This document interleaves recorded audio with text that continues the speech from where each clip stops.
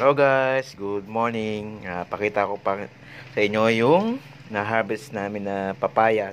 Ayan siya, oh. Ang ganda, oh. Hindi siya hinog na hinog. Maniba lang siya, pero ang tamis. Tsaka ang lutong, ang sarap niyang ngatain. Oh, kasi ito pang isa. So, ayan ay hinog sa puno. Pag tinikman siya. Lutong.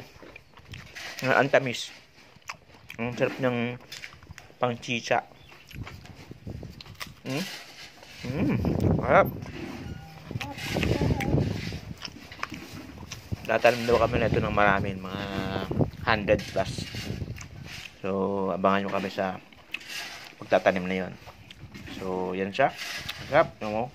O, yung may mga gustong buto dyan, ibibilid namin to para matabi namin.